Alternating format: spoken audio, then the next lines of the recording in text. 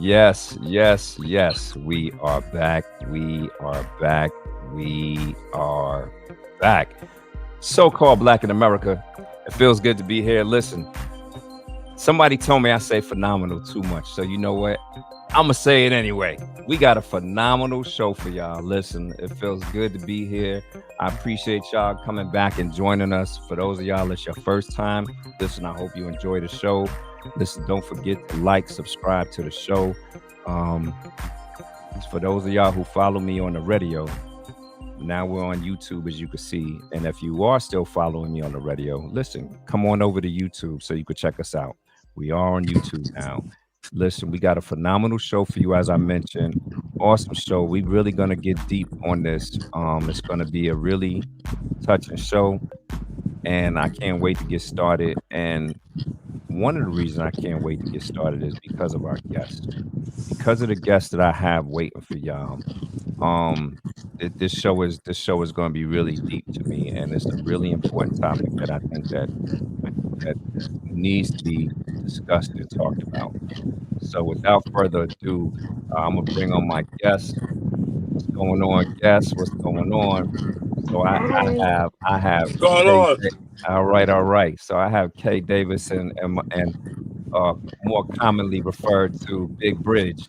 And why do I have these guests on here? I have these guests on here because of the topic of the show. And the topic of the show that we're going to be talking about today is, did we fail you? Did we fail you? Now, some of you might be asking about, what are you talking about? Did we fail you?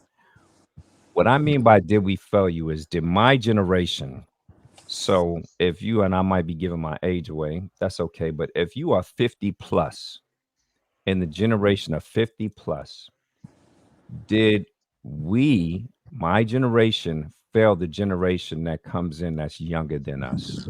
Did we fail you? And how do you feel about that? And the reason why I have these guests on there is because they've been either in my life or part of my life for a while. So, and I'll tell you, and I'll start with Bridge to begin with. I've known this brother, and he's known me since I was about 6 years old. He comes from we grew up in a place called Tracy Towers in the BX. Shout out to Tracy Towers family out there. And he was part of he's part of the older generation. So he's the generation before my generation. And he was part of those people who looked out for all of us. Him and his generation, they were our football coaches, they were our wrestling coaches. They were the ones that when we came outside, they had the boxing gloves by the black mat. And they was like, yo, if you coming out here to play, y'all gotta put these boxing gloves on if y'all coming outside to play. And it wasn't about who could beat up who. It was about, you're gonna learn how to fight for yourself and protect yourself. And then after, it was like, now show love. Now y'all go play together. There was no animosity. There was no nothing, nothing. But they're the ones, and still today. And if anybody from Tracy Towers is listening, they can affirm, till today we are all family. Like, we all nothing but love. Even and 50 years in, we still like deep, deep, deep family. You know what I'm saying? So they're the ones that looked out for us. And then I have Kay on. Kay has been, I've been a father figure to Kay for years now, years through college and everything, through her going to college. Yeah, I've been a father figure to her and everything. So this is why I have her on as well, and she is from obviously a younger generation, so she can. I wanted her to talk about it because I know she'll keep it real. She's always kept it real. She's always kept it real, and so she will keep it real. So this is why I have these guests on today, and I think we're gonna have a real good show. So I'm gonna, now that I've introduced them on my end and why I have them on the show, I'm gonna let them introduce themselves. So ladies first, Kay, tell us who you are. Talk to us, yeah, go for it. Hi, I'm Kay, also known as Care or the Total Care Package. That's my motto brand. So I'm on today because I feel I have a lot to say. Um, did they fail? I have something to say in regards to that, but I also have an old soul. So I'm kind of both the best of both worlds, as you put it. Okay. Okay. All right. Thanks for that. All right. Big Bridge, talk to us. Introduce yourself. Let the people know who you are. Big Bridge, kid out of New York, Bronx and Harlem, raised a family, and just like Fam said in the beginning of the show, we was a part of his life, just down to earth, real person, and we gonna definitely tell you the truth.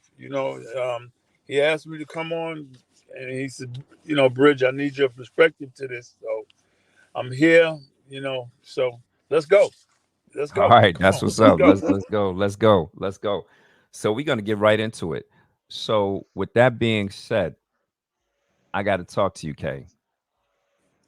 All right. I gotta talk to you. Now, my generation, when it comes to my generation, not me specifically, but when it comes to my generation, how does your generation look at my generation? And do you feel that in some way, shape, or form, my generation wasn't there for you? I feel that my generation looks at your generation in the factor of it could be half and half. Majority looks in regards to them being friends. Some look in regards to failure when it comes to we no longer have a village mentality to go and lean on. It was more so you get thrown out there, you do your best. I raised you the best I could. Good luck. So it falls in between. You have some rare um, cases where you do have those ones that still hold on to what they were taught and what they were brought up on. But majority is just the lack thereof of wanting to be a parent and raising the child that they had. Okay. Okay. All right. All right. And with that being said, and you know, Bridge, we were talking the other day when I came to you and I presented this to you and I asked you if you'd be available. You and I we had a pretty good discussion. We had a really good discussion, and I think we both agree. I think we both agree with that. And you know, and I'll say from the middle of the road here, in between both generations, um, I would say that I think that our generation did fail, the younger generation. I would say wholeheartedly, I think we did fail you guys. And I think there were a lot of attributing factors in that. One attributing factor being a main one. And do I think it was a carefully orchestrated plan? I do believe it was some of that. But yeah, we definitely failed you, especially when I look at how the older generation was there for us. They were there for us. And although I was raised in a two-parent home, I was raised by my mom and my dad, you know, um, that didn't matter because when we went outside, we still had people looking out for us. We still had people looking out for us. We still had, and then for the people that did come from a one parent home, the older brothers that were outside, they were there for them. They were there, if they didn't have a dad in the home, and it wasn't like they were trying to son anybody or nothing like that, but it was like, yo, come to the courts, we're going to teach you how to play ball, we're going to teach you this, we're going to teach you right from wrong, we're going to make sure you good. And parents weren't afraid. When I tell people that I used to go outside at 6 and 7 years old by myself, you tell them that in this day and age, they don't believe you. Our parents used to send us to the store to get them beer and cigarettes at 7 and 8 years old. And they used to do it, because the shop owners, they knew who our parents were. And they knew that, oh, yeah, it's for his dad, it's for his mom or whatever like that. And the older kids, they looked out for us. And so Bridge, I want to talk to you. And with that being said, how do you feel looking from the perspective that you're in, and you're looking at my generation that was right behind your generation, and then you're looking at, or right after your generation rather, and then you're looking at generations, past, what's your perspective on that? Did we fail, y'all? I can't say we failed, y'all. Mm-hmm. I say it was a misconnect. Mm-hmm. And the misconnect came in a variety of ways. You know what I'm saying? Because you got to understand, my generation, I'm 64.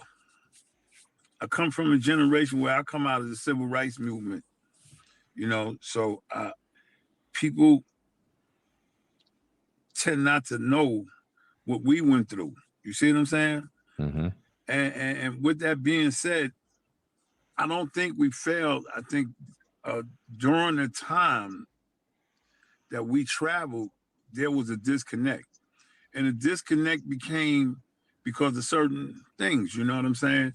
One was the drug game, with that became a disconnect because at the time, the 80s, we was kids, we was in our 20s, you know what I'm saying? Right. We Right. was in the streets, I went to work, I hustled at night, but we also had time to go back and look out for y'all because we grew up on the grassroots generation where we had older people like I had older men who were examples to us. We had things like community centers. We had organizations. We had groups, and like when you got out of school at 3 o'clock, you went to the community center. Yeah. You see what I'm saying? You played ball. You didn't know. Let me correct myself. You went to the community center. You did your homework. Mm-hmm. You played ball. We played cards. The girls did the dancing and things like that. We had constructive ways and things to do. You see what I'm saying? So by the Mm-hmm. time you got home, 6, 7 o'clock at night, your homework was done. You was tired. It was just basically shut it down, get ready for a new day. What happened was, and don't let me hog the show, y'all, because I can talk. You know what I'm saying? Nah, you good. You good. Go But for it. but what happened was, just giving you my perspective, society helped with this disconnect. And what I'm saying is this. Next thing we know, back in the 70s, when I grew up in the 60s, we went to summer school, we went to camp in the summertime, we went to summer trips. You know what I'm saying? You had the daycare center, you had things that parents depended on and leaned on because they had to work. Mm-hmm. Now, what started happening was they started seeing America as a whole started seeing the positive effect of what that was doing for us in the community. Because I can go back now, my generation, we got lawyers, doctors, and all these things. These were the grassroots things that helped us. What started happening was they, per se, budget cuts. And when the Mm-hmm. budget cuts hit, it hit the community centers and things of that nature. So now we riding the wave of the 70s where things is going good. And now we got budget cuts. When these budget cuts started happening and taking places, it closed the door to the center. Mm-hmm. It closed the door to the grassroots. Now we like this. What do we do? You see what I'm saying? The girls who went to the center, now when they came home, they became latchkey kids. You Mm-hmm. gotta stay in the house. You can't touch that door. You see what I'm saying? Because moms and pops had to work. You had Mm-hmm. to put the money on the table. You had to put food over our head. And when you speak of Tracy Towers, our parents worked, Yeah. cut across the board because you could not live in Tracy Towers unless you made a certain amount of money, a certain amount of income. Mm-hmm. Tracy Towers was a close knit family. And the reason why it was a close knit family because all our parents had the one goal in mind. They wanted to give our children a better life. And they Mm-hmm. did. You see what I'm saying? Now, getting back to the budget cuts and all that, of the community centers and things, we lost the grassroots. We lost grassroots people because those grassroots people didn't have nowhere to sit down with us and talk to us. And this is where the disconnect started happening because now, as we got older, we going into the 80s now. We go into the 80s. There's two things happened to Black America going into the 80s. You see what I'm saying? We finally started getting in the door for education because what happened in 65, going through to 60s and stuff, the benefits did not really start showing up until the 80s. Now, the Black generation who went to school in the 70s, they tug of war, tug of war, tug of war. They were still living the racial environment and things of that nature. But as far as grants, Pell, and public access to money and stuff like that, the flow really didn't start going into the 80s. Now, what also happened in the 80s was the drug game became permanent, There you go. potent. There you go. And We going into the crack era. So what Yeah. happened was we as blacks, there was some division right there with my generation because half my generation went towards education and half my generation went towards the street. Hmm. You see what I'm saying? And that started the discourse right then and Right. there. And what happened was now we became a little more selfish, unfortunately, because now it's like I'm trying to find my way, you trying to find your way, and we forgetting family values. Right. Now, The during bridge. this time, Let yeah, me put a pause right there though, because you brought up something that's important, and I want to hit on this a little bit further. And Kay, trust me, we gonna bring you in on this too. I am All listening. right. That selfishness, and you mentioned the drug game that came in and about the 80s. So I can attest to that. I remember I went in the Marine Corps sometime in the 80s, not going to mention when. All right. I went in the Marine Corps, and I went to Evander Childs High School. There was EV. a Yeah, there was a young lady who was known for, Evander used to do a lot of fashion shows and everything.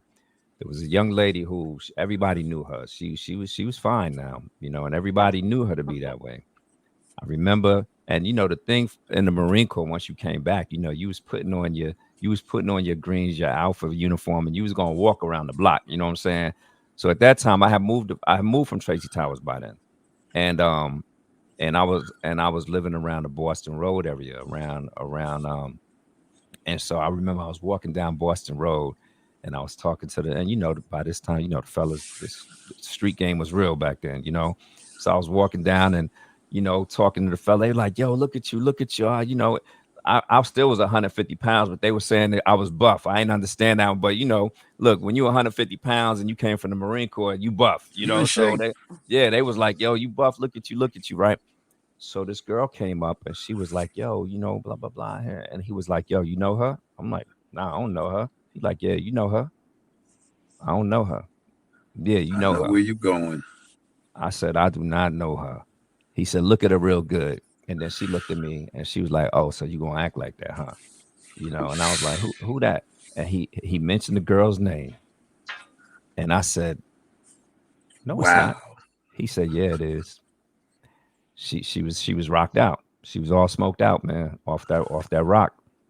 And I had to pause. I had to pause you on that because this is important because around that time frame, that rock, the crack was real bad. It was real bad, and it was hitting really, really bad in our communities.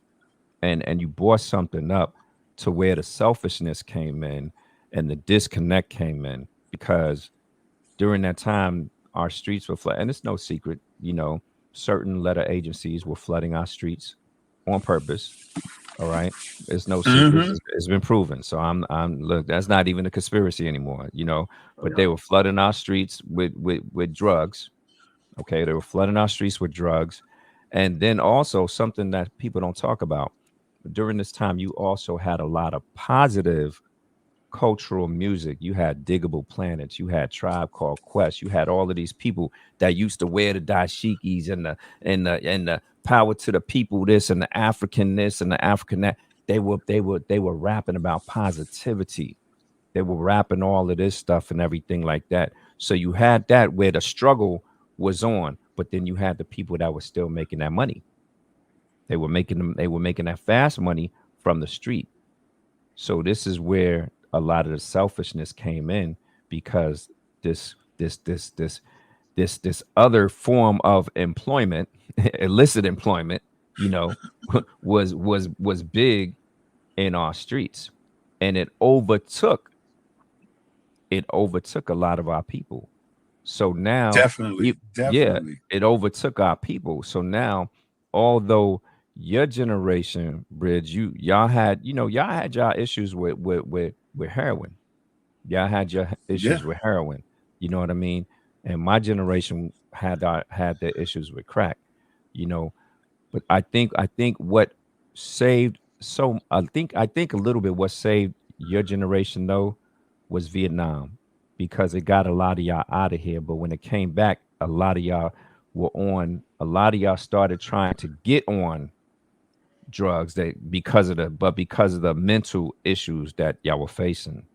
Now, I don't know. You could correct me if I'm wrong, but I think like during your generation, I think, a lot of people were coming back from Vietnam.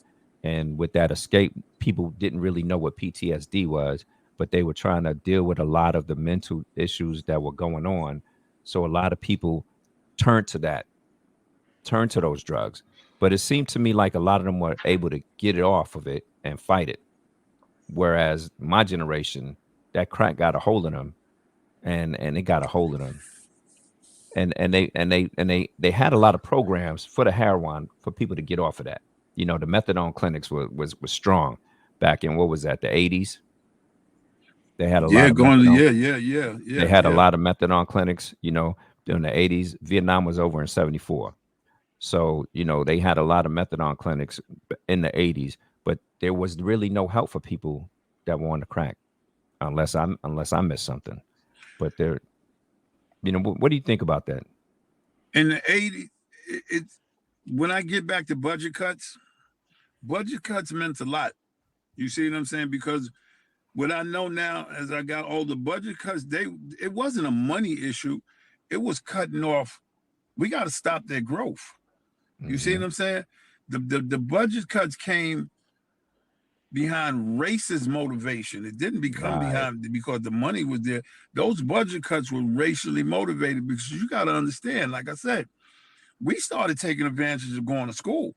Hmm. You see, and then you got people who crunch the numbers and the statistics, and they sitting there looking up and saying, "Wait a second, there's a lot of them going to school right now." You know, Hmm. the fraternity movements that were born back in the day, they started becoming stronger. You Hmm. heard the voices of the fraternity now. You see what I'm saying? Going into the 80s, where the 70s, you didn't know about black schools, HBCs, and stuff like that because they wasn't on a national level. You feel what I'm Hmm. saying? Hmm. And but now with us being exposed to more education, white America seen that. Hmm. And white America, it was like, yo, how do we stop this? You know what I'm saying? And they went back to the old playbook with the what you call them, the 70s with the heroin. So they started flooding the streets. They started flooding the streets with the heroin. Then they did the same thing with the crack era. You feel what I'm saying? So Hmm. budget cuts really hammered us. Now, what kept us, some of us, we learned grassroots. Me being a grassroots person, growing up in a community center and stuff like that. When we all moved into Tracy Towers was the closed knit community. You could not get in there if you did not Yeah. know nobody. You could not get in there. Yeah. And Tracy Towers had New York City's greatest drug dealers living in there, from Nicky Barnes to everybody. Hmm. The parking lots was filled with Lincolns, Cadillacs, Benzes, top line Oldsmobiles, things of that nature. So they seen a positive change in Black America. And we got more politically involved, and they had to find ways to cut that off, Chuck. You see what I'm saying? I mean, they had to find ways of cutting that off, fam, because of the simple fact they didn't want that growth. Yeah. And I Yeah. always say this, and I'm gonna let y'all hit the floor. I always say white America's kryptonite is an intelligent black man and woman. Mm. That's their kryptonite. You know what I'm saying? They realize, like, hold on. Some of them know they ain't got to yell and scream. Hmm. I can go to Hmm. school. I know I'm better than you. You see what I'm saying? Yeah. So that's where a lot of the discourse and disconnect came. Y'all go ahead and kick it because I can sit here with you all day, fam, and we can just go. Right. K, we You want to know, hear from you. Talk to us yeah, now. we You don't heard a couple of different perspectives. You know what I mean? Have you heard these perspectives before? And if you haven't, what's your view on them? And if you have, whether you have or haven't, first I want to know, have you heard these perspectives before? I And what are have. your thoughts? Okay. And so how do you feel about them?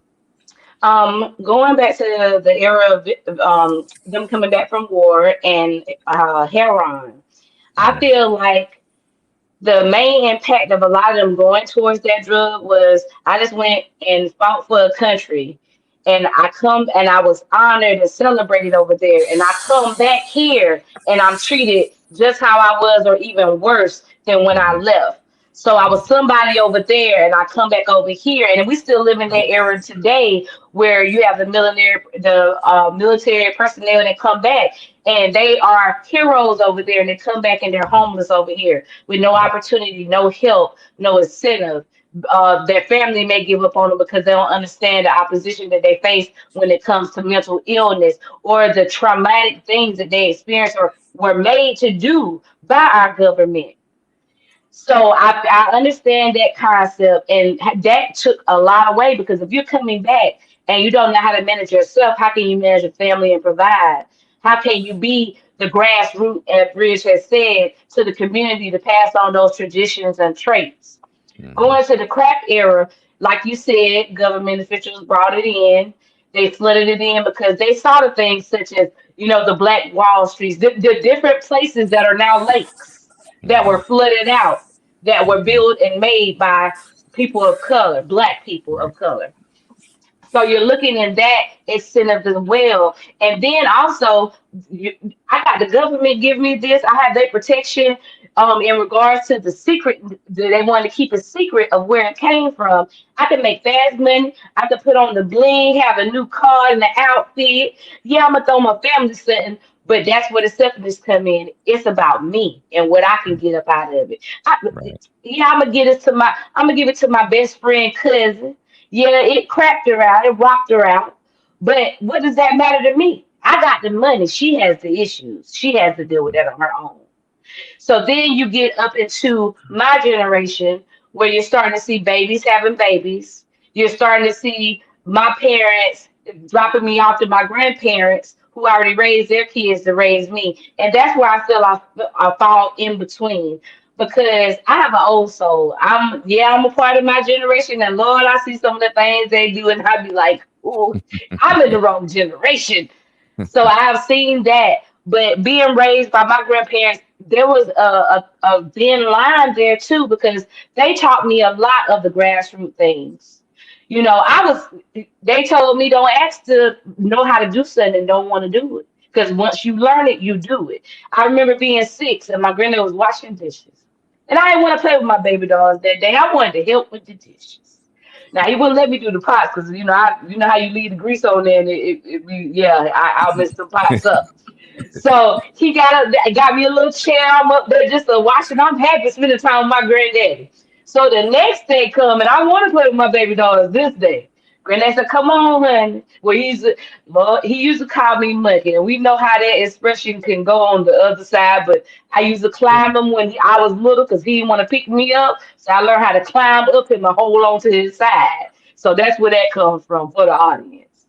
But we go on, and he tells me, "Come on, it's time to do the dishes." And I said, "I don't want to do the dishes today." He said, "Oh no, once you learn it, you do it." So I'm out here doing dishes at 6. Then it went from Mhm. the dishes to learning how to separate the clothes. And he like this pants starch. Lord, I couldn't stand that starch. Then went to mopping. I at times I got to be that child, but most of the time I was a part of upholding the household because of that divide within that generation. I wasn't with my dad and my mom. I was by 11. I was full time with my grandparents, Mhm. and I'm helping with the dishes. Whatever on the back end they couldn't get done. Granddad worked at the factory. He worked 12 hours, Monday through Friday. Got paid every Friday. Granddad dropped out in the 5th grade to help his family when he was coming up. He worked from the ice cream shop to the car dealership to the factory. And he was at that factory over 60 years. My grandmother was the same. She stayed home and took care of everything till she got an education and got into the medical field as a nurse. And all they knew was taking care of the family. So when I came in, grandma at that time, grandma was getting sick and she had different things she had to do while trying to maintain the house, but it wasn't efficient. Granddad was still working, and it was Karenisha, I'm putting it on you to come down to, and I just said my government name, don't y'all tell nobody. They can't say it anyway. But it came down to Karenisha, you're gonna have different things that you're gonna have to do that you're responsible of. So I became a little adult. Granddad had to leave out and be to work at 7. So by 6:45, he's out the door. By this time, I'm just getting up, getting myself prepared to catch the bus. and I'm having to get myself up, get dressed, make sure the house is locked up, everything is off outside and on that bus at a time that I'm supposed to be. Get to school, do my work while I'm at school, and luckily I was able to have those extracurricular activities because I stayed in the country, honey, the acorns and the woods. It wasn't no community center. What we We had, hear it. the community center, yeah, yeah, We can hear it. and I love every bit of it, honey. So we didn't have those just a lot of things to be in. It was the neighborhood that came together, the half what you if you want to call it a somewhat village that was left because at that Hmm. time it was fading out. And then our community center was the school. You had to be in something, the band on a sports team, you know, the arts. You had to do something. Hmm. And I explored those different things, and Granddad made a way for me to do it. It was hard, and I saw that. But he made a way because I did what I was supposed to do. I was the child Hmm. everybody would come and want to pick up and take Hmm. places because they knew Kay was going to act right. Kay was going to do what you said. We're going to let Kay have fun. Kay going to go back home and get back to it the next day. So, I would leave and Granddad would already be gone. I would come home and Granddad wasn't home yet. Granddad didn't get home till like 7, 8 at night. So I would have to come in. Don't you go out that door. You lock that door. You do your homework. You do your chores. After that, you can do whatever you want. But make sure these things are done before I get home. When Brenda got paid on them Fridays, Brenda gave me the check. I Hmm. was the bookkeeper. So at 11, I'm like, I already know how to write checks. I know how to deposit. I know how to mail off things, because I had to take on those responsibilities. So that's why I feel that the grassroots came in because I had the responsibility of the adult in the grassroots, Hmm. but I had a halfway experience of the childhood of the So with that, grassroots. so now with that being said, okay, so you had best of two different worlds, really three different worlds. And so with Yeah. that being said, and being and coming from that, how do you feel your generation, the generation that you grew up in, how do you feel your generation looks at the older generations prior to them, like my generation and Bridget's generation? How do you what does your generation feel about our generation? I feel that my generation is very disrespectful of you and Bridget's generation. I Hmm. feel that they feel that's the old way. I don't have to do it that way. We're learning a new way. Uh, Right. you know, or I didn't have nobody to teach me it. And the ignorance of not knowing means the Right. ignorance of finding a new way to do it or a dumber way to do it. Right. So if you don't have that in your life, or you felt that it was just pettiness and something that they wanted to do from the old school that didn't make any sense to you in this new age, then you Hmm. wasn't going to pay any attention to it. So I feel that it's a lot of disrespect that comes with it because they want to be their own person and they Hmm. want to do it their own way. Because I didn't like the rules that grandma and granddad, mom and dad gave me growing up. They didn't let me Hmm. do this, and this. So when I have my kids, I'm gonna raise them a different way and let them do this, and this. We have a lot of friends wanting to be friends with these children. We have a Hmm. lot of babies raising babies with these Hmm. children. We have a Right. lot of people, and going back into the heroin, the crack. Also, when we bring up the government, you got to bring up Section 8. Because what's Hmm. the goal of Section 8? To keep the black man out of the home, to separate families. Because when Right. you have Section 8, you can't have a man staying in the house. When Right. you have Section 8, you have to. The main goal that I saw with my fellow students growing up and people that was with me was I'm gonna have a baby so I can get food stamps, health care, a place to stay, and I ain't got to work for it. I'm gonna have to pay a Hmm. little $20, $25. You know what I'm saying? But I can go out here and do the side hustle, have some nails, babysit some Right. kids that the parents don't want to babysit. And I go ahead and buy this new car, this new phone. But my baby hair look like the police rolled up and parked anywhere on top of their Hmm. head. The clothes is too small or too big. Oh, I'm gonna let you wear your brother clothes from last year. Now, some of that comes from people that are trying that can't afford because economy changes, inflation changes, cost of living. But then Right. you have some of them that just don't want to try because Right. they use the government as a crutch. Hmm. So I'm not gonna listen to what other people saying. I'm gonna take the easy way out. Now, okay, you brought up something, and let me ask you. With that being said, You mentioned that your generation, which no surprise, I think Bridge and I both we do know how your generation feels about us. Now, with that being said, you mentioned that when our generation tries to teach your generation something that you're just like, no, I'm going to do it my way.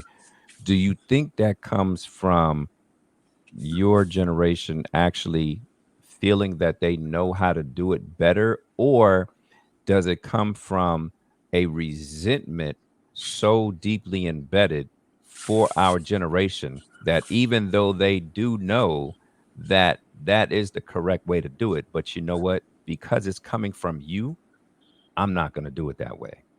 And I'm The, going to the find another second, way to do it. definitely the second avenue, the Mhm. resentment, just because it's coming from you. Who are you to tell me this? And it may be just like people don't understand as parents going out here. Now, I'm not a parent, but I have raised a lot of kids, Mhm. if that makes Right. sense. Right. So, coming from the parent's perspective, what my generation don't understand is that their parents were a parent for the first time. This Mhm. is that was their first time going through it. Everybody that's a parent, that's your first time going through it. You have what you learned that you're going to take on and teach your children. You have some things that you may want to do differently because it made you feel a different way mentally, physically, emotionally.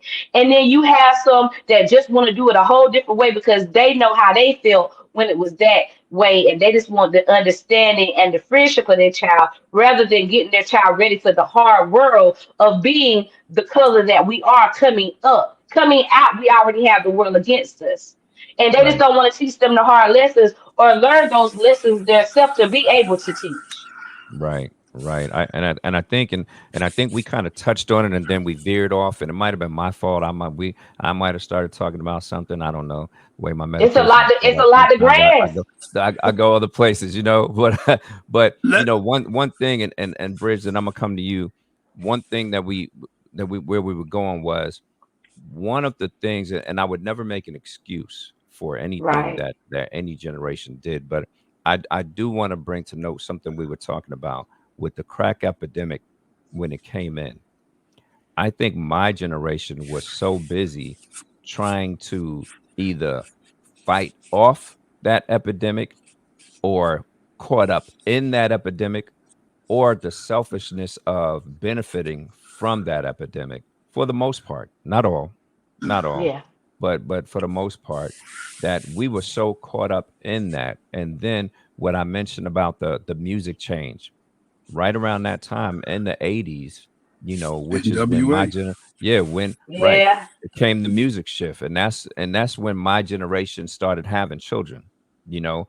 So that's when the music shift started, and that's a whole nother rabbit hole as well, because Yeah. a lot of the executives that have to do with private prison industries and everything had a lot to do with this music shift and everything, when like you said, Bridge, and the NWA and all of these other people that totally shifted music, and then they pushed the positive music culture out. The Diggable Planets and the Tribes and all of them people and the positivity, even shows like Living Single and everything like that, and the shows where that taught you about going to school. Listen, growing up, I didn't know what a HBCU was. I never heard of the term HBCU. Never heard of the term, and here it is, K, you went to a HBCU. I never knew what a HBCU was. Growing up, college was never pushed to me because that just wasn't a thing that we did we talked about back then, because during my day that it wasn't something that was talked about, so Well, college was never it was never pushed to me, you know. You know, let me cut you off right quick because there's some things she said that made a real lot of sense. Okay, Hmm. being raised by grandma and grandpa, what you got was key words. You said you're a person with an old soul.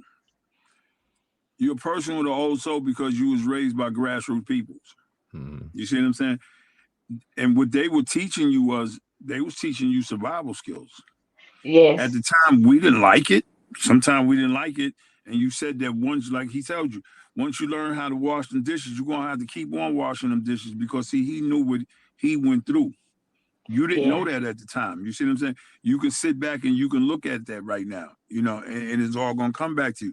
But now, getting back to what you had, and you said the time where you wasn't raised by your parents.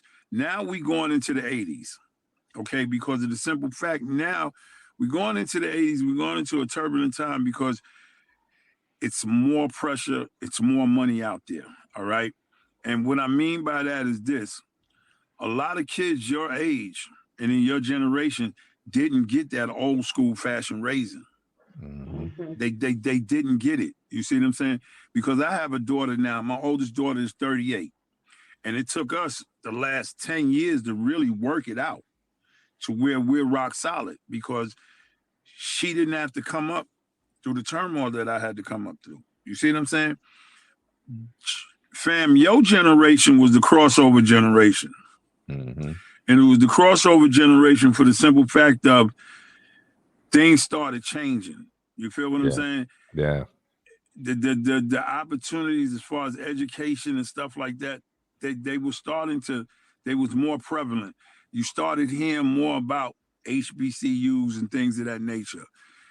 And but also at the same time, I'm gonna say this. That's where we destroyed and lost America in the 80s because now Mhm. grandma and grandpa passed away. Yeah, agreed. And the Yeah. lessons that my generation were taught were now, they were still there, but now they went to the streets. Mhm. You had people who had the secrets, the recipes, the stir the pot. Now they on crack. So now I'm on crack. I can't teach you that because now the selfishness is, yo, I got to get high. I got to get high. I can't worry about how you feel about me. You see what I'm saying? So you got to see that. Your generation had to fight that. You feel what I'm saying? Because now it's like you sitting there and like let's go back to the 70s right quick. You knew how it was walking through the towers, Lincolns, Mhm. Benzes, and all that. Yep. People were influenced by that, Yep. and so that became a like how could I say this? It clouded people's judgments because that Yeah. wasn't the Yeah. reality of life. Right. It took away from what grandpa and grandma taught you that, yo, you got to get up and go to work every day. You got to be 10 times harder than the next person because you're black. You see what I'm saying? Those values, those family values went out the door in the 80s. And see, Yeah. and Yeah. your generation got caught up in that because now your generation is looking at it from two sides of the boat. You seeing the selfishness, but then you still seeing the grassroots people like me. See, Mhm. you got it good because we came up in an environment where we was able to control what we did in Tracy Towers. Yeah. Yeah. You was able to go outside at 6 or 7 because your parents knew that the teenagers that's in here now, they're gonna look out for him. Mhm. They're gonna look out for you when you walk up to the street at 6 or 7 because we was always out there. Yeah. The parents knew that. You see what I'm saying? So you got your generation got a conflicting, it was conflicting because some kept with the family values and others chose not to go with it. You see what I'm saying? They chose Mhm. to go the street routes. And that's where the hard head came in. You know, Mhm. people started getting hard headed and things just really changed. Then she jumped on some other topics that I gotta address that she hit that was key. Section 8 and welfare. Mm. Section 8 and welfare destroyed us. Big time. It made us lazy. Mhm. It made us lazy. And now that I sit back and I can look at it, it was done by design. I was Because if just I'm about gonna to sit ask you, do here, you think it was done intentionally? yeah, Yes. yeah, Mm. yeah. Because now I'm sitting here, I'm feeding you these food stamps. Are you broadening your horizon? Are you getting up here? Are you going to work? Are you making something of yourself? No. Mhm. Now you getting the food stamps. You're getting high. You sitting in the house. And if you You're do not broaden your horizon, if you do broaden it, say you it, got to say give it, it Chloe. up. You can't Gotta give have it it up. no Say more. it, say Right. it, because I You know can't where have it you. no more. Right. You And see, then, you see. yeah, and then also when you talked about the kids with the crack and the grandparents, once you lost grandma and you didn't have that foundation, you were looking for love. So a lot of them went to the streets, and them street gazubs, gave them the love they were looking for. But in exchange of me giving you this love and this protection, I'm gonna need you to hit that corner for me. And Hmm. then you go into the clouding of looking at the Lincolns and the Bens when y'all was growing up in y'all place. Now, my generation, that's what they drive off of. Social media. What the clothes, the shoes, what I got over you. It ain't about who you are as your own person. It's not about building a career for most. It's about what I can get and what you ain't got. Listen, let me tell you. So, some people know, but I just took a trip to Ghana, Africa, in June, July, and I was with this brother that took us around. Shout out to Akam, and he everywhere, wherever you wanted to go. This brother took us there. He's from there, knew everybody. Anywhere we went, everybody knew him. You know, and we were driving somewhere, and I saw these brothers. There was a high school, and it was a little bit later in the evening. Sun was going down, and this was a stay at high school, so the kids they stayed there. You know, and so they was outside the gate, and they was kind of hanging around or whatever, and they had their pants sagging. And I looked at a comment. I was like, "Hey, man, they sagging their pants here too?" And he told me, he said they watched the videos. He said they Cultural watched the effect. videos. They just started doing this here. They just started doing this here. They see the videos and they start doing this here. So what you're saying, social media is very is crucial on social norms and things like that. And all the way over there, all the way over in Africa now, these kids are sagging their pants They need to because do the they see this research. done on the videos. Yeah, right. Because I They need to guarantee do the you they don't know. research. I guarantee you they don't know where it They don't comes from. know. They, they They don't they know. don't know They because it's just not seen to it on the cut you off. videos. They don't know because they're not educated enough to know. You see what I'm Oh, they're saying? educated. Don't get me wrong. They're No, very no, no, no. educated But over what there. I'm saying, about they're not educated enough to know what it is. They just don't have them common sense values no more because Hmm. social media is that prevalent in their life right now. They want Right. to be that person on social media. You see what I'm Right. saying? Right. That's why I say with the '80s, I sit back right now and I'll tell you like this: we destroyed America. Yeah. We destroyed Black America because now you got to understand. While I'm out there chasing that money, while we're going to school and all those good things, we're giving our kids. We're just giving our kids, and that was the latchkey effect. You see what I'm saying? Mm. Don't open the door, but you had food on the table. You had games to play. You know what I'm saying? Now we're going into the video era and things like that. We, we had kids locked in the house. Hmm. Outside activities, those things went by the wayside because one, the environment changed. It got more dangerous Yeah. because now in my era, those who were supposed to be grandma and grandpa, we lost them. Right. We lost them to the streets. We lost them to the drugs. We lost them to the streets. Now I'm on the phone. We lost them to the streets. We lost them to the drugs. You see what I'm saying? So Yeah. Yeah. grandma and grandpa, nah, they didn't exist no more. So your era, okay, didn't get that. Right. You feel what I'm Right. saying? You Yeah. didn't get that because we lost it. You know, Hmm. now we had kids taking care of kids. Like we were saying the other day, fam. Kids started raising kids. Kids Yeah. started raising kids in the 80s, you know, Yeah. because of the simple fact grandma wasn't there no more. Yeah. And Yeah. you mentioned your True. parents not being there. My oldest daughter, and I'm gonna get back to her and I refer to that. Me as a father for my oldest daughter, no, I wasn't there every day, but I was there financially. So that gave me some kind of ease. Yeah, well, you get this, you get this, you get that. But she didn't get the love that she was supposed to get. You see what Hmm. I'm saying?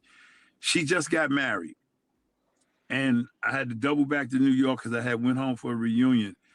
And when we was standing there, you know, she was getting dressed that morning, and we was in the house. She said, "Daddy, I've been dreaming this day my whole life because as I came up, I seen my other friends had daddy in the house, but I didn't have a daddy in the house."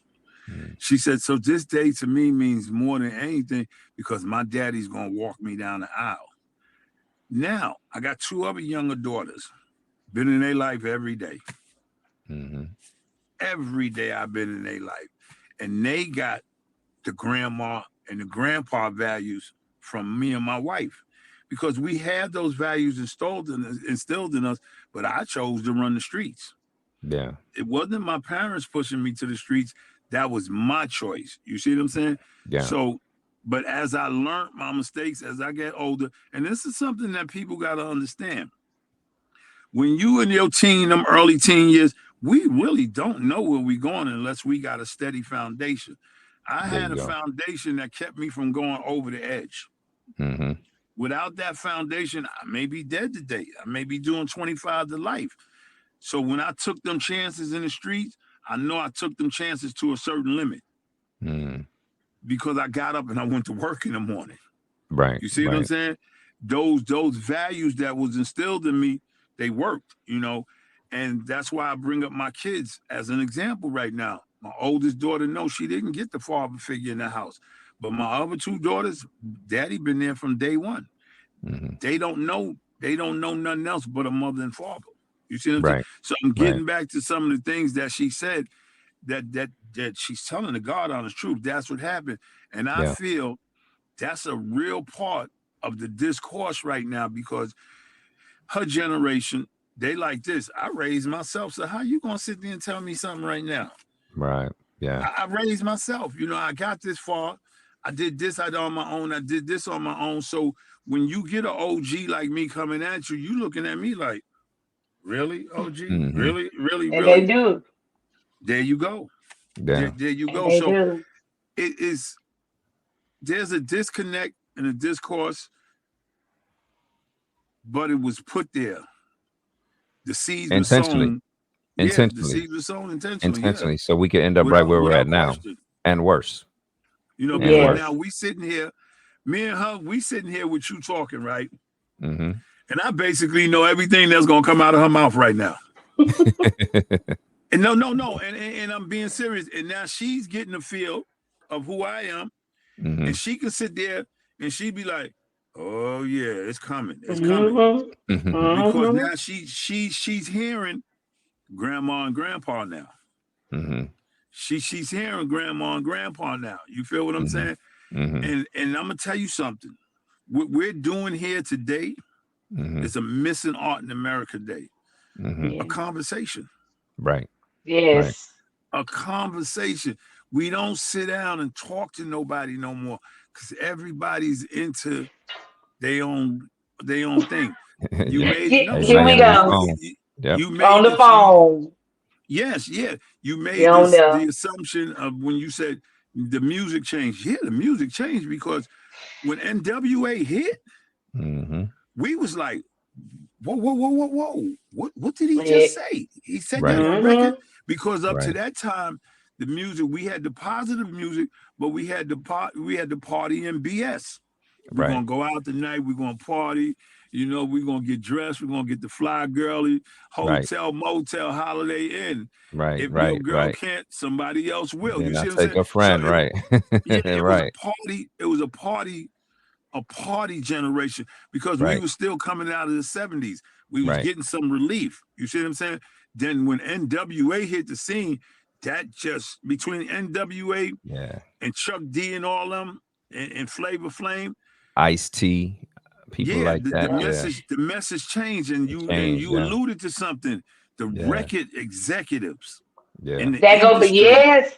they Yes. push the negative message Yep. instead of the positive message because, like They Right. you pay said, they pay more for the negative. You get yeah, paid more. I'm gonna be there you selfish and go. get that check. You said you want me to There say you what about drugs and killing? And Right.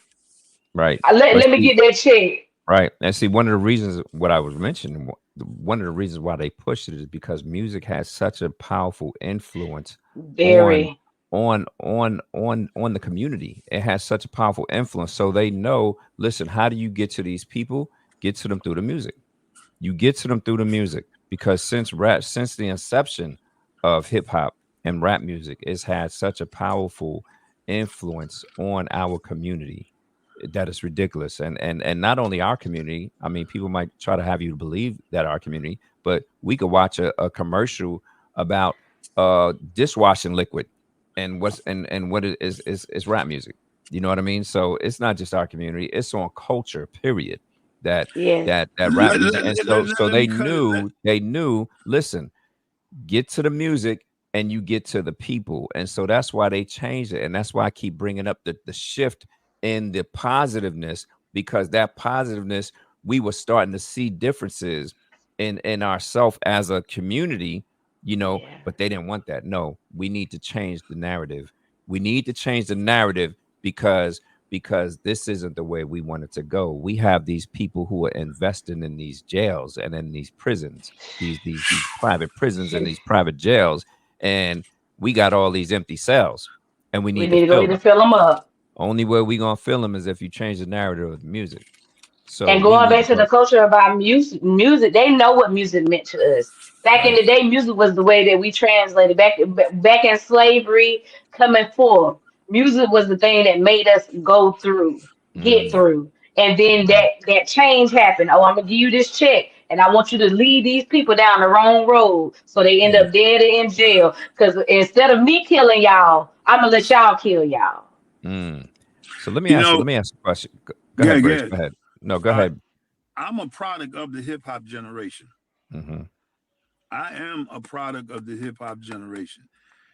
Hip hop to us, that was our entertainment, because we all Hmm. wasn't running downtown to the clubs in Leviticus and Right. this club and that club. We wasn't running down there because, for one, they really wasn't trying to let us down there into that club, Mhm. and Hmm. two, we wasn't at the age to go into that club.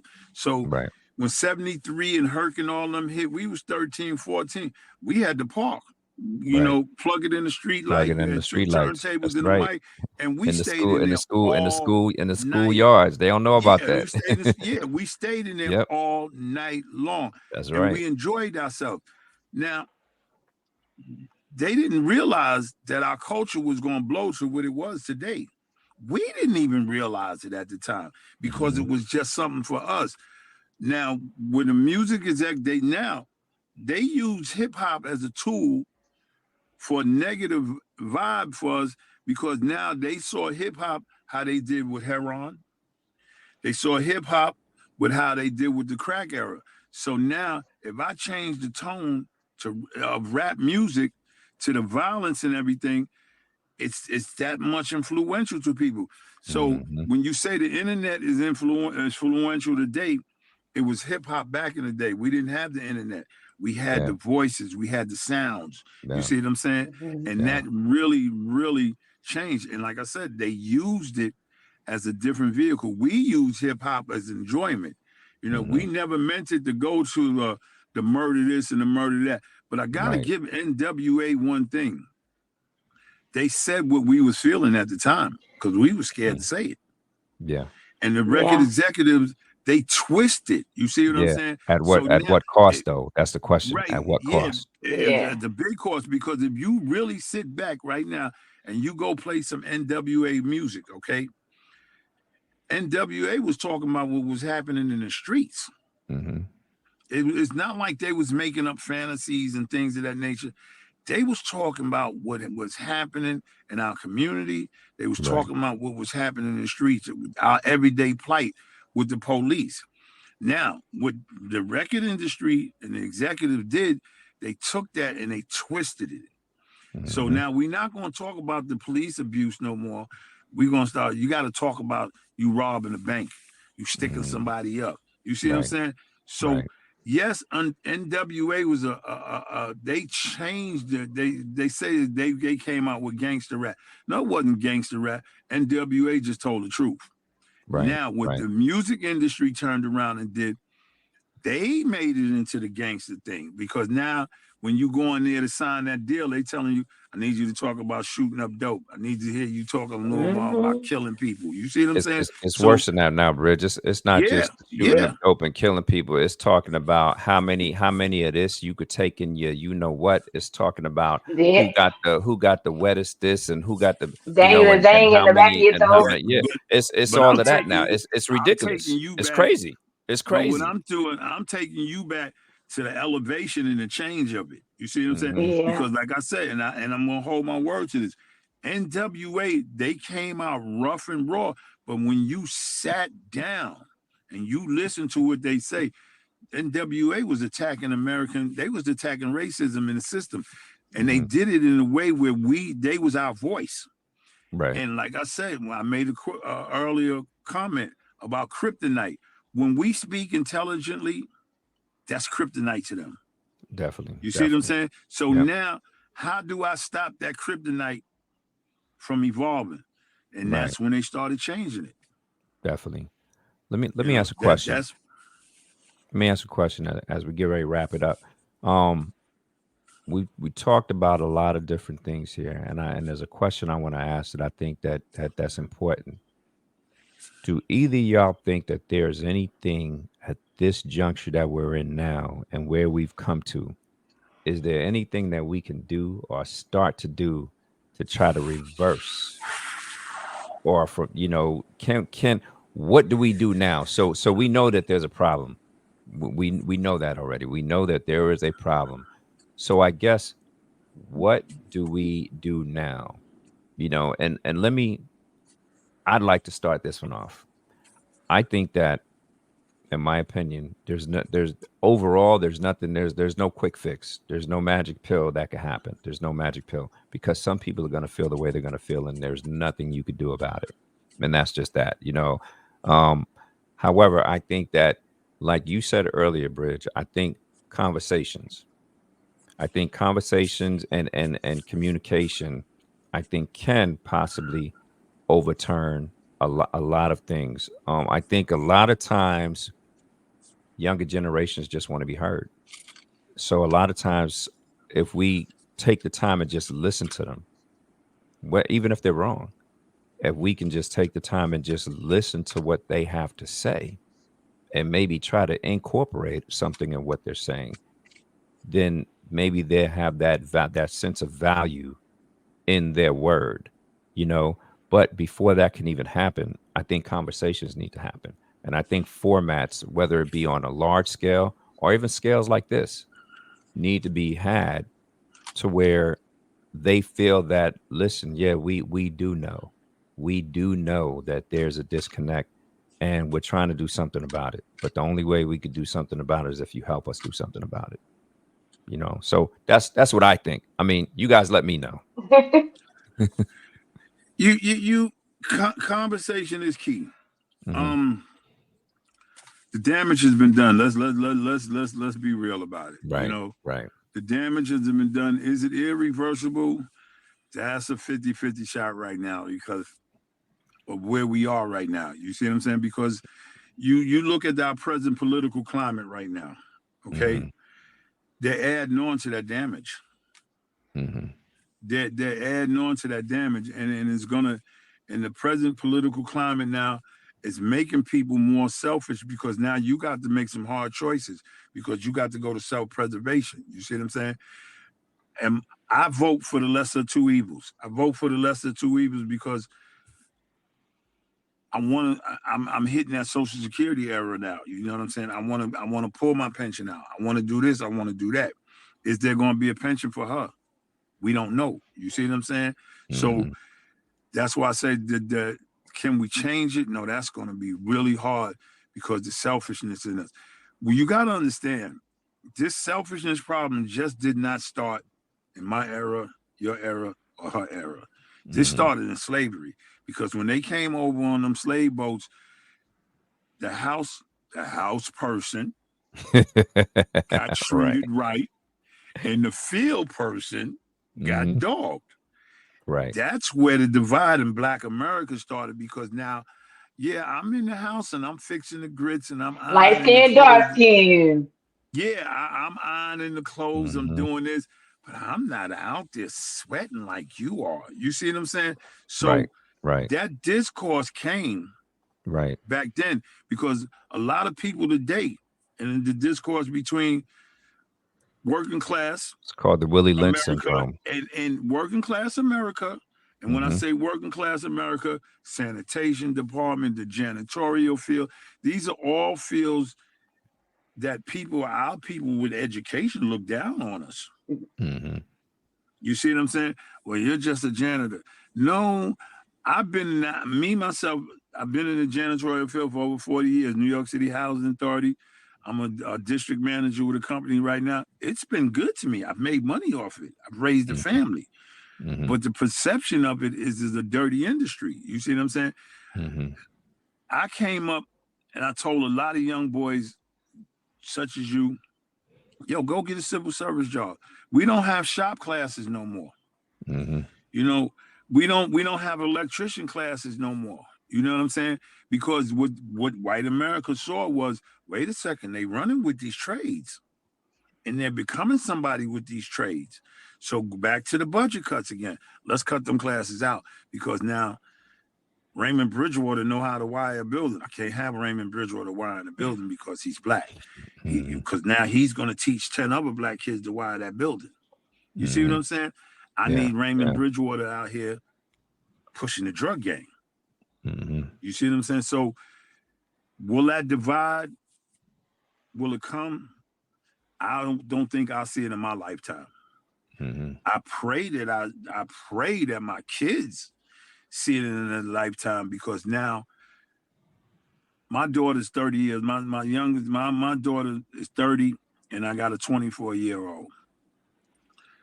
They have taught me something over the last 5 years that I just didn't even know I had. You see what I'm saying? Mm-hmm. They brought me into the younger generation. Daddy, you got to try this. Daddy, you got to try this. See, once we get set in our ways, we don't want to change. Right. Right. That's where the conversation come in. You know what I'm saying? That one piece of conversation changes because, like right now, I'll be honest with you, I would not be on nobody's podcast Mm-hmm. because of the simple fact it just wasn't appealing to me. The way I Right. came Right. up, I'm a private person. No, you don't need to know what I'm doing. You know Mm-hmm. what I'm saying? So, Yeah. but my daughters, they changed that. You know, they brought me into the computer era. You know, Yeah. because I was still stuck in the old school era. You know, Right. so on that note, you know, I'm gonna let her get it. But I gotta say this: we did something here today that was really satisfying, and I Yeah. hope all the viewers take one message coming away from this. It's called Definitely. Yes. communication. We got to sit down Definitely. and we got to talk to each other.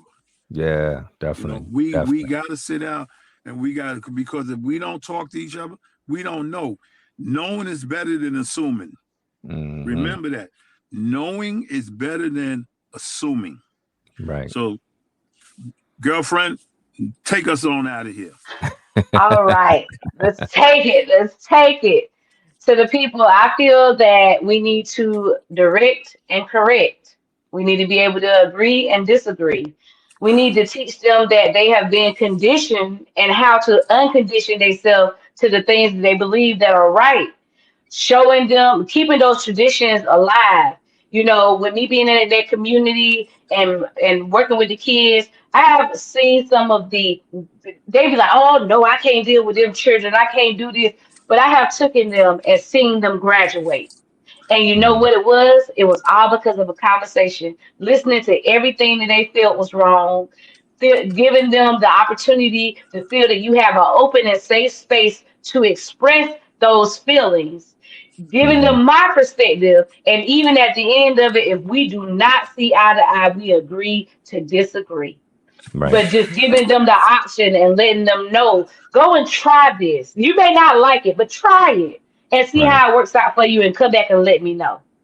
Just Right. giving them the teaser and the taste of the different avenues that they can go about and get and just use it, like you said, Bridge, going into their way of thinking and mixing our way into it. It's like baking the cake, honey. Sometimes that old recipe needs a little new flavor. There you So, go. but we're going to leave it off with communication, getting together, small groups, big groups. Whenever you see something happening that could be changed and be a positive aspect can be put towards it, put it towards it, and don't be afraid. There you go. There you go. Listen, that's what I'm talking about. I told you guys today was going to be an awesome show, and I really pray that everybody got something from this. The biggest thing, as Bridge and Kay both said, is communication. It's communication. We have to learn how to communicate with each other. So here's my challenge. My generation, listen, it, if you disagree, come on the show. Let's talk about it. If you disagree, if you have a disagreement, hey, listen, the emails here. Get in touch with me. Let's talk about it. Other than that, it's been I would have to say that we owe the other generation an apology. We definitely owe you guys an apology. And I'm gonna be the first to apologize. To the younger generation. I definitely apologize for letting you guys down and being part of that. But I try to do what I can to make it up. And shows like this right here are what I do to do my part and trying to give back and to try to make up for those things. Things like you know being there for Kay as much as she needs me, and over the years and things like that. So that's what I try to do. And Kay will be the first one to tell you I'm an open person. I sit there and I will listen and I'll talk and everything like that. So I try to do my part, but I challenge everybody, if you're in my generation, 50 and over, or even probably a little bit younger than that, listen, let's get out there and let's start talking to these younger generations, and let's start listening to them, and let's start picking them up and seeing what they have to say. Let's listen to them and see what they have to say. And let's start incorporating their things and stop saying, well, because that's the way we've always done it. Because just because that's the way we've always done it doesn't mean that's the only way to do it. The way to do it. You got that right. You know what I You mean? got There's that other Yes. right. ways to do it. There's other ways You to got do it. that right. Definitely. Listen, for everybody that watched the show, I appreciate it. And it's getting to be that time again. Y'all have no idea how much I appreciate you guys for being here and joining us. And listen, man, I listen, please like the show, share the show with everybody. Don't forget to hit that bell, subscribe if you haven't subscribed. Please subscribe. Kay, Bridge, do y'all have any closing words y'all would like to say? Yeah, Kay. Yeah, I knew he was about to do it. I would just like to say we need to stop racism amongst our own culture. So get together and we can start to bind the wounds and heal amongst ourselves. Y'all can follow me on the Total Care Package. Care is spelled like it is on the screen, KIR. The Total Care Package, Instagram, TikTok, Facebook. See y'all. All right. I Talk get to us, Bridge. I, I get some real good personal satisfaction now to know that I've influenced you. Definitely. Definitely. You have. That to me means more than the world and anything. You see what I'm saying? Because it's not only you. I can get a call any day, and it's OG, I love you. Mhm. OG, I love you. And you said something that made a lot of sense here. We got to communicate, and we got to stop being stubborn. But for me personally, seeing you put this format out to the world and for everybody, that means so much to me, because that meant I gave you a positive influence to go by. Mhm. Definitely. Definitely. So with that being said, maybe your generation and some of those who sit there and look at this, they'll sit there and say, well, maybe I need to reach out to 10 kids. You know what I'm saying? So we reach out to 10 kids, and if you reach out to 10 and you get 5, you've done something. You've done something, because now Right. that 5, they're Exactly. going to reach out to 10 and they're going to get 5. So we're going to walk down the ways, but I'm going to let you wrap this up. I love you. That comes from the All right. heart. Likewise, We're going brother. to I keep love you on too. doing what we do. You know what I'm saying? And this was Definitely. definitely a good format. Definitely. I appreciate you. Hey, listen, I appreciate both of y'all for joining me and agreeing to be on the show. And listen, love you both, man. I really appreciate it. And Love you all of y'all too. out there, love y'all as well. Thanks for joining me and spending time with us. And hey, I hope you got some out of the show. And until next time, you know me, love, peace, and hair grease. Shalom. Peace.